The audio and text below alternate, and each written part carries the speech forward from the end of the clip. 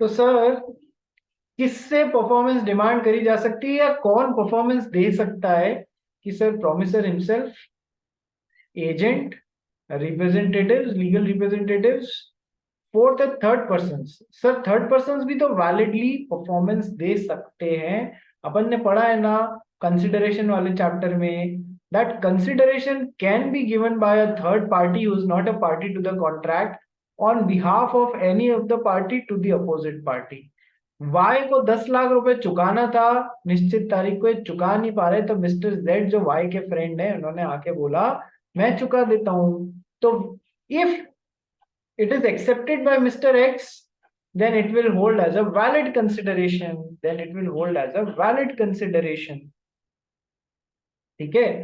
तो sir mister Z, who is not a party to the contract, who is a third party, can also give performance under the contract, provided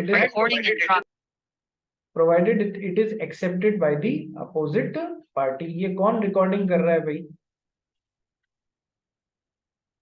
आजकल ये sound बड़ी आने लग गई है, कोई सेपरेट रिकॉर्डिंग चल रही है। चलिए नेक्स्ट। तो सर पढ़ ले इसको शिरीन। Third persons. हाँ third person. Contract may be performed by third person provided the promisee accepts the performance from third person. यदि If mister promisee x accepts, ने यदि मिस्टर एक्स ने मिस्टर जेड से परफॉर्मेंस एक्सेप्ट कर ली है तो फिर वो वैलिड होगी। अब सेक्शन 41 क्या बोलता है ये भी पढ़। if promisee accepts the performance from third party, he cannot afterwards compel the promiser to perform the contract again. इसको थोड़ा सा ध्यान से समझना कि सर ये हालांकि हमने कंसिडरेशन में भी समझा हुआ है। मिस्टर वाई को मिस्टर एक्स को 10 लाख रुपए चुकाने थे अंडर द कॉन्ट्रैक्ट। ठीक है, अब ये चुका नहीं पा रहे हैं, तो पहला सीन, मिस्टर जेड आए, पूरे 10 लाख रुपए चुका दिए इनके इनके बिहाफ पे, और यदि मिस्टर एक्स ने एक्सेप्ट कर लिए वाई की बजाय जेड से, तो क्या अब वापस इसको कंपेल कर सकते हैं 10 लाख रुपए चुकाने को कि नहीं? Sir no, he cannot compel him. Second scene, mister Z आए, देने तो 10 लाख थे लेकिन इन्होंने कहा मैं आपको वाई के बिहाफ पे 6 लाख रुपए दे रहा हूं। तो सर अब मिस्टर एक्स मिस्टर वाई पे कितने रुपए के लिए केस कर सकते हैं? Sir only for ₹4 lakh, not for the complete amount of ₹10 lakh, not for the complete amount of ₹10 lakh. ठीक है, ओनली ₹4 लाख। नेक्स्ट, तीसरी सिचुएशन, मिस्टर जेड आए और वाई के बिहाफ पे एक्स को 6 लाख रुपए ये देते हुए बोले कि कंप्लीट सेटलमेंट अगेंस्ट ₹10 लाख, यदि आप चाहो तो मैं 6 लाख दे सकता हूं। इसने भी सोचा कोर्ट कचहरी जाऊंगा, 20 साल अभी लग जाएंगे, मिलेगा वही 6 लाख या 10 लाख, जितने तो 20 साल में तो 10 लाख रुपए की वैल्यू बदल जाती है इन्फ्लेशन के कारण। बेहतर है अभी 6 लाख ही एक्सेप्ट कर लो, नहीं तो ये भी नहीं मिलेंगे बाद में। तो इसने भी एक्सेप्ट कर लिया, against complete settlement of 10 lakh मैं 6 लाख एक्सेप्ट कर लेता हूं। यदि वर्डिंग्स ये है क्वेश्चन की, तो फिर अब बाद में बचे हुए 4 लाख के लिए भी वाई वाई के ऊपर केस नहीं कर सकता। तो क्या आपको सिचुएशन 1, 2 और 3 की डिफरेंस समझ में आ गया? बोलिए हाँ या ना। समझ में आ गया या नहीं आ गया सबको? तो क्वेश्चन में जैसा बोला हो ना वैसा जवाब देना। कि सर सेकेंड सिचुएशन है तो बचे हुए 4 लाख के लिए मिस्टर वाई पे केस कर सकता है, थर्ड सिचुएशन है तो बचे हुए 4 लाख के लिए वाई के ऊपर केस नहीं कर सकता है।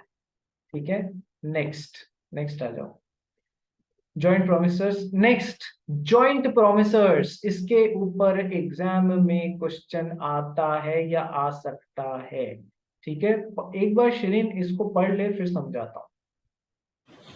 When there are joint promises to a contract, the promisee may, if not contrary provided in a contract, compel any one of them to perform the promise. देखो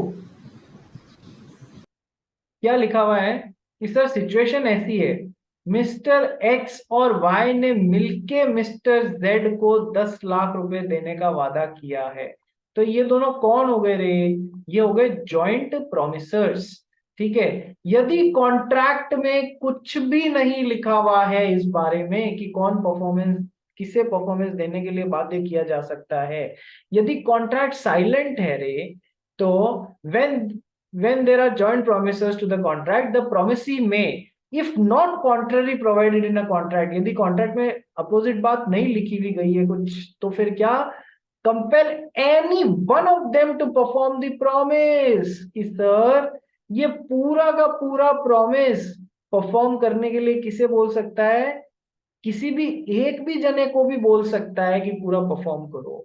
मिस्टर वाई मना नहीं कर सकते कि नहीं नहीं हम दोनों 5-5 लाख देंगे, मुझसे आप 5 ही ले सकते हो, ये ऐसे मना नहीं कर सकते। पूरा 10 लाख रुपए चुकाने के लिए, क्योंकि ये जॉइंट प्रोमिसर्स है ना, पूरा 10 लाख रुपए चुकाने के लिए इनको बोला जा सकता है। ठीक है, ये पॉसिबल है। इसलिए बेहतर है आप यदि किसी जॉइंट प्रोमिसर वाली सीट पे बैठे हुए हो तो वहां कॉन्ट्रैक्ट में पहले से ही लिखा दो कि सर ये 5 लाख रुपए के लिए रेस्पॉन्सिबल होगा और ये मैक्सिमम 5 लाख रुपए के लिए रेस्पॉन्सिबल होगा। यदि ऐसा नहीं लिखाया तो तकलीफ हो जाएगी, पूरा 10 लाख रुपया भी आपसे अकेले से वसूला जाने का बात करी जा सकती है और आप मना नहीं कर सकते हो।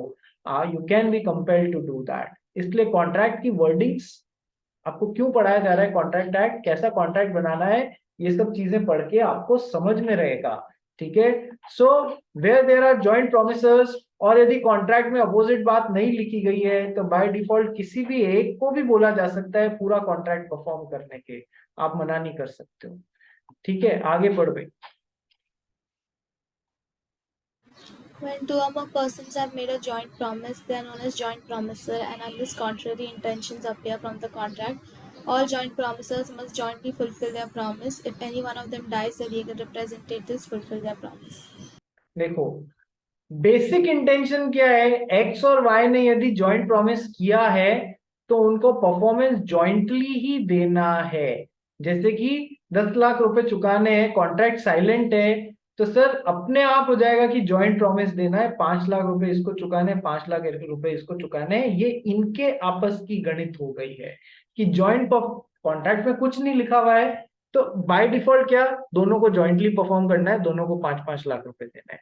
यदि कॉन्ट्रैक्ट में ऐसा लिखा हुआ है कि एक्स 6 लाख देगा, वाई 4 लाख देगा, तो सर इसको 6 से ज्यादा के लिए, इसको 4 से ज्यादा के लिए परेशान नहीं किया जा सकता। यदि कॉन्ट्रैक्ट में कुछ नहीं लिखा हुआ है तो मिस्टर वाई पूरा का पूरा 10 लाख भी मिस्टर वाई से मांग सकते हैं, अभी अपन ने यहाँ पर पढ़ा था। और बेसिक इंटेंशन क्या है कि सर कॉन्ट्रैक्ट साइलेंट है तो इन दोनों को इक्वली परफॉर्म करना चाहिए, ये इनके बीच की गणित है, इनके और इनके बीच की गणित नहीं है। कॉन्ट्रैक्ट साइलेंट है तो ये तो किसी भी एक को पकड़ के और मुक्का लगा सकते हैं कि पूरा तू ही पूरा करेगा। ठीक है, मेरे को उससे मिस्टर एक्स से नहीं डील करना, मैं तो तेरे को बोल रहा हूँ और उसको करना पड़ जाएगा, इसलिए ये बातें। ठीक है, और यदि कोई एक मर जाता है, कोई सिचुएशन ऐसी हो गई, देखो एक्स और वाई को मिलके जेड को 10 लाख रुपए देने थे। ठीक है, एक्स और वाई को मिलके जेड को 10 लाख रुपए देने थे, तो बेसिक इंटेंशन क्या हो गया कि सर दोनों को 5-5 देने।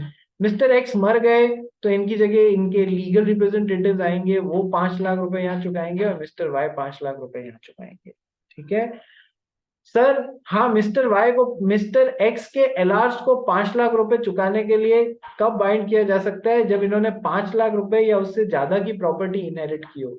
अदरवाइज इन्होंने इनहेरिट ही 2 लाख रुपए की प्रॉपर्टी की है तो मैक्सिमम 2 लाख रुपए इनको चुकाने का बोला जा सकता है। In that case joint promisor sir Y जो है वो बचे हुए 3 लाख रुपए और एडिशनल चुकाएगा यहाँ पर। ठीक है, क्या ये बातें समझ में आई जॉइंट प्रोमिसर्स वाली? क्लियर हुआ या नहीं हुआ, बोलिए। Persons liable to performance. Next है डेवोल्यूशन ऑफ जॉइंट लाइबिलिटीज, जो अभी मैं आपको समझा रहा था ना कि सर ये एक्स और वाई के बीच में क्या गणित चलेगी, इसके ऊपर नेक्स्ट टॉपिक है devolution of joint liabilities. X और वाई के बीच में क्या लाइबिलिटी है, इसके ऊपर अब थोड़ा सा डिटेल, जो बातें समझाई है वो ही आने वाली है। ठीक है, चलिए तो ये हम कब कवर करेंगे, अपनी नेक्स्ट क्लास में कवर करेंगे। ठीक है भाई, कल मिलते हैं। अच्छा कल का क्या टाइमिंग रहेगा, कल सैटरडे है ना, कल सैटरडे है।